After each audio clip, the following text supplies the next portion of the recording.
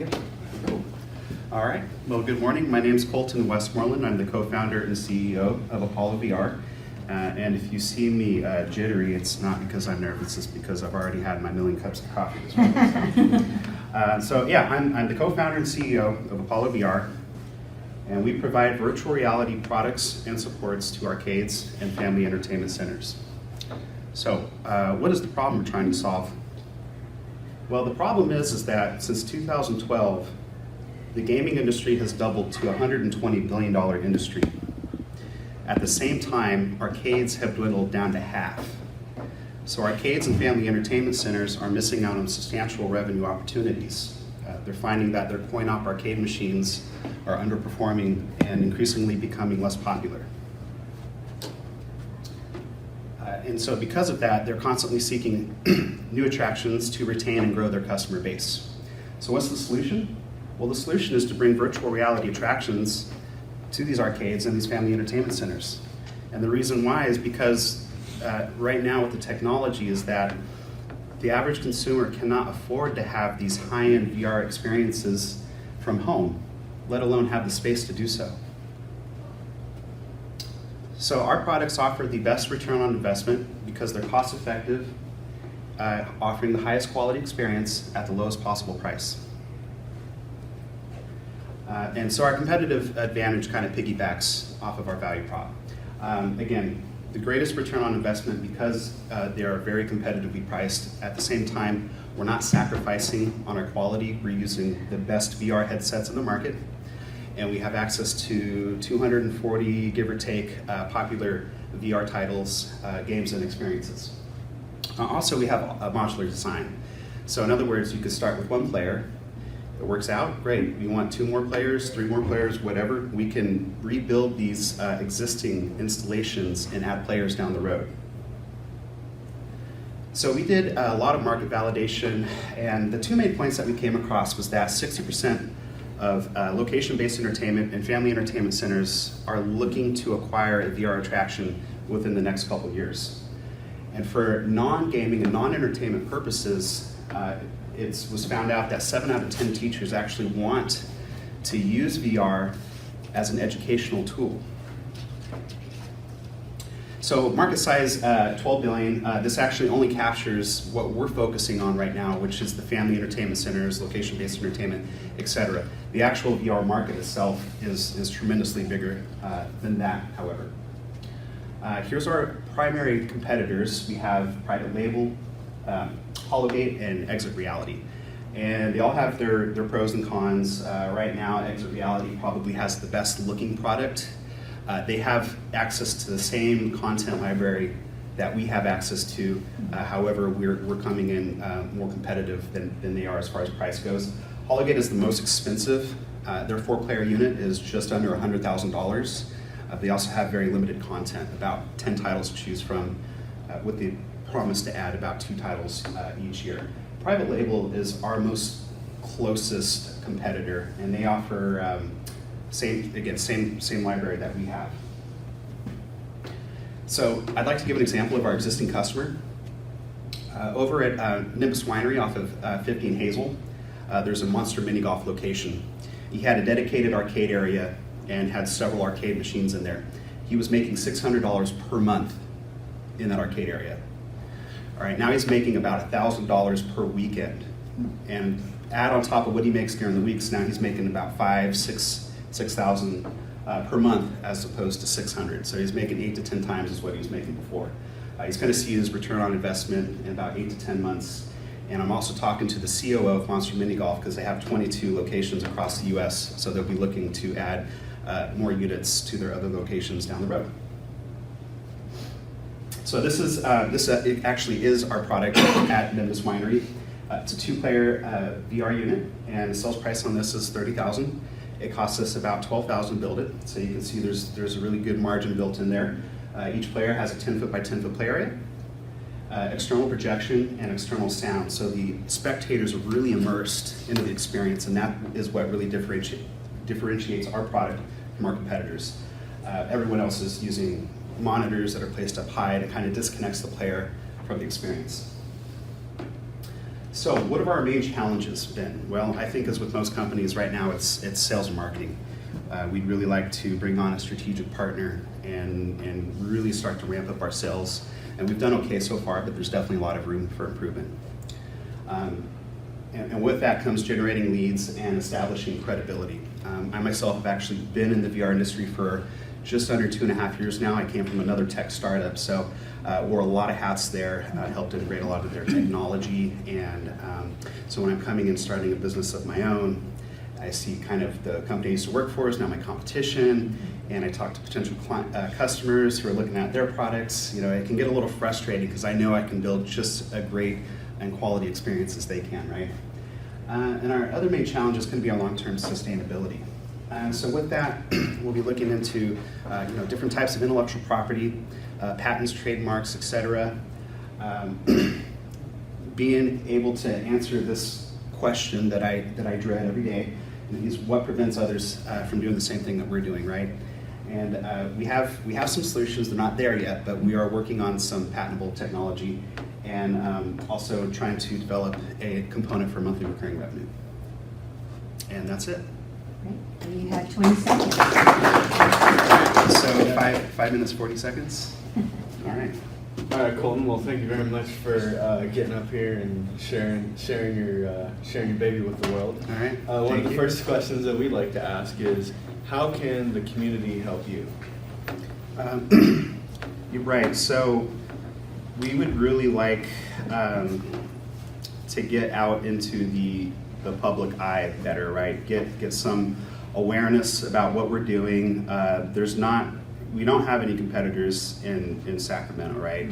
I think the majority of tech is typically based out of the Bay Area, specifically Santa Clara. So if I could have the community back me to say, wow, Sacramento is trying to really get a little bit more into tech. I know there are other tech companies, Intel, for example, but I'd like the community support, and I'd really like to help to get more awareness of our other customers providing their product and get a strategic partner. I could really use someone that can help sell my units, right? I'm more like Steve Wozniak, and I hate to put myself I'm nowhere near as talented as he is, but I'd be looking for the Steve Jobs, the person that can really get in front of a crowd and sell. So I would be taking a step back from that role. All right, thanks, Colton. Mm-hmm. I'd like to open it up for questions from the community. Sure. Yeah, so you basically need a marketing partner or a staff member? It could go in either direction, but ideally it would be somebody who has a deep understanding of being able to create a brand and get that brand public and create awareness around that, and really start selling our units to these family entertainment centers and arcades, mini golf, etc. Do you have a budget for this? No, I have 2 seed angel investors. I guess you could say they're more seed. They're silent partners. Right now I'm a one-man show, so I do everything from the product design to selling the units, deploying them, offering support and services, etc. So I really need to build a team and get some capital behind me to really start to ramp things up. I was a partner at a company called ABA Direct Custom Computers for 16 years. I think I got your LinkedIn request. Was that you?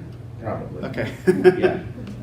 I still build digital solutions for military contractors like Boeing and Lockheed. Okay. So what you're talking about is actually all I know. You see pretty well Intel, NVIDIA, the whole 9 yards. Okay. I'm not here to ask you any technical questions. I have a lot to talk to you about as far as branding, because I wore a lot of hats myself, started from nothing and grew the company to multinational level. NVIDIA was actually one of the portals that really propelled us onto the next level through gaming. And then VR came, and not your talk. I want to ask you personally, why do this? What is your moral reason for doing this? So, excellent. I'm really glad you asked that question. I have a background in accounting. I went to college to get a business degree. A lot of people in my family are self-employed, small business owners, doctors, lawyers, etc. And I'm no different from them. Since I was a kid, though, I was always driving my mom nuts because I would take apart anything electronic or anything in the house because I wanted to understand how it worked. So I've been very passionate about tech ever since I was a kid. I was designing spaceships and cars, etc., built with Legos. All my really close friends always tell me, Colton, you really should have probably been an engineer as opposed to an accountant, right? So about 2.5 years ago, I took a business trip to Salt Lake City, Utah, and I tried VR in its kind of current iteration, and I was just completely blown away. And on the plane ride back, it kind of dawned on me that, right now I'm kind of in my early 30s, and I do want to make the transition out of accounting, and VR is something that I'm really passionate about. I think it's really cool, and I know that it's an emerging market, and I think there's a lot of opportunity down the road for that. So that's why I'm doing VR. Well, nice story. Thank you. Couple questions. I noticed on your website you have 2 co-founders as well. Yes. Are they the seed money or? Yes. Are they They're my seed investors. okay, so you're the guy driving it. Mm-hmm. You're the guy behind just smiling, hoping to count. Right. Yeah, hoping to print money, right? Right. Well, good for you. Thank you. Have you ever thought of, or is it possible to have it as a mobile type of service where you could go to events? Yes, it absolutely is. Now that depends on how mobile it's going to be. The biggest challenge is weight and space, right? And so the other startup I worked for, that was their sort of initial ideas that they would do these mobile units for parties and corporate events and et cetera, right? As the time went down, I actually was basically responsible for setting up all these portable events amongst all the other hats. That's awesome. And it gets, their product, it looks really cool, but there were some inherent design areas for improvement.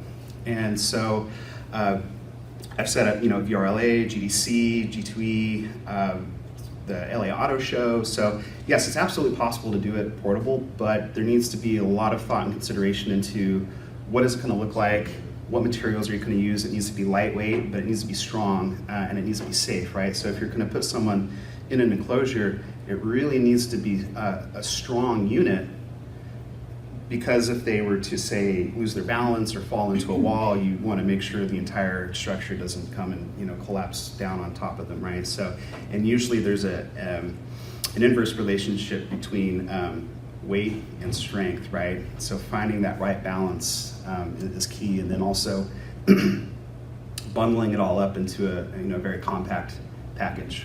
But it is absolutely possible. Mm-hmm. In fact, we were at the SCA showcase. We brought bare bone minimum setup using tripods for the motion tracking, and then computer monitor headset. So, but because of that, it doesn't have a lot of wow factor.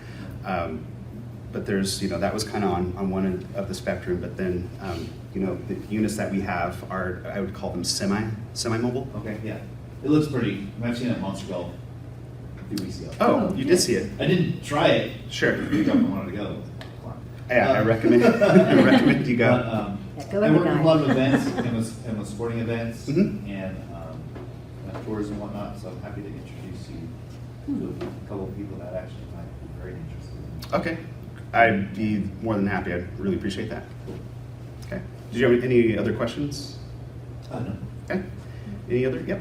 So, so you joined Sacramento Entrepreneurship Academy to pursue your entrepreneurial dreams. Is that a correct statement? Yeah.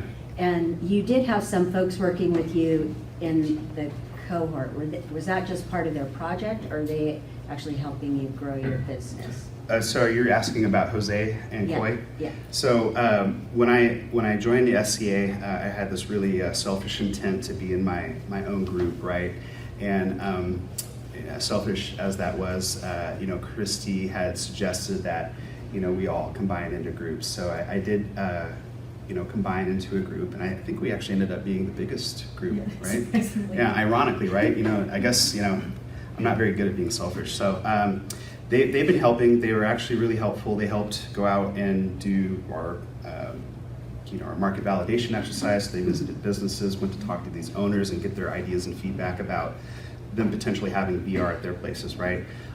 So they also helped with the assignments tremendously, and they've learned a lot about VR in the meantime. They've also been to Nimbus Winery and have checked out our product there, and that's actually what enticed them to join my group, because I think they were, Jose had kind of working on his own idea, and Coy was not really set on anything, but once they tried it out, they said, oh, wow, we think this is cool, and yeah, we'd be happy to join your group. So they did help us. As far as their future with Apollo VR, that's really not set in stone. Coy works full time for the county of Sacramento as an accountant, so I don't know that he would really have a whole lot of extra time to. He's also taking care of his mother, so I don't know that he would have a whole lot of time to dedicate to Apollo. And Jose is located in Oakland, so the distance is somewhat of an issue. However, he's closer to the tech area, but he also has his other existing gig on the side too. So again, that's kind of all up in the air. Yeah, yeah. Seems like, oh, and I also wanted to let you know, in case you don't know, there's an AR/VR meetup group in Folsom Oh, okay. that you might want to check out. I think I've seen them online, but I haven't talked. And I know there was one in Sacramento, but I don't know if it's really still active at this I think point. the Sacramento one is deadish, Okay. but the Folsom one started this year, and they're meeting a couple times a month. Okay, well, that'd probably be a good circle to get involved with. Okay, my question is in 3 parts, but the first 2 should just be yes or no's. So the first one is, you mentioned Monster Mini Golf, and I too have seen your setup there, but I haven't tried it, so shame on me. But do you have other customers right now? Yes, How many? 1, Okay, so 2 customers. 2 customers. Okay. And the second thing is, out there in the marketplace right now, are you trying to prove sales? Is that your primary goal at this point? Am I trying to Sales. improve sales? No, prove sales. Prove that Prove there is the a market concept, there. is that what you're saying? No, are you trying to show that there is a market to buy this product? Is that what you're? So the only time you launch anything into a marketplace is an attempt to prove something, and that's an attempt to prove revenue goal or to prove value proposition or something else. What are you trying to prove? Right now, we're not trying to prove sales. So I think if I were to give a yes or no, I would just say no. What are you trying to prove? You mean as far as like our company? Mhm. Trying to prove, and I don't know if this is in the correct context, but I'm trying to prove that we can provide the highest quality experience at the most affordable price. So we're using all the same tech. We have access to the same library, but having our accounting background, we can run a really lean operation. So again, also what we'd like to prove is that VR is really cool. So the more accessible it becomes to the public, the more they will adapt it, and it'll become part of their daily routine. May I chime in just 1 quick second on Sure. both of you guys? Part of the VR is that it's faced a lot of challenges for the objective reasons, hardware being one of them, software, Steve is just speaking out, too. So, that's always been the lag. But I think what he's trying to do is he's trying to kind of like prove the niche. Is there a niche for family entertainment? I think there is. VR is going to casinos, VR is in medical, financial. I deal with, simulation and training. VR has penetrated that like on all the different fronts. He's going after a new segment, which nobody really stepped up because everybody's still afraid that, VR hasn't really exploded to the full extent. It's just been nothing but, really good concept, but didn't really deliver yet, quite yet. Sure. So that's a lot of the, I don't want to say paranoia, but a lot of the caution from a lot of different folks. So there's guys like him that are stepping up, hey, I'm leaning mean, I'll try this, let's see, if it happens, maybe it's worth the try, absolutely, every year, but nobody's really gotten what he's trying to do yet, right? And maybe he will. And that leads to the third question. So your first part of that, what you're trying to prove, is really interesting, saying that we want to prove that we can provide a superior experience at an inferior price, right? So what is the biggest unknown in that equation, and how are you trying to solve that? For us, I think it's going to be how the VR industry plays out down the road. Is it something that's going to remain popular and grow? Or is it going to be just something that fizzles out overnight? Which, and I'm just being perfectly honest, because that, there are other industries where, Bitcoin, for example, is hugely popular.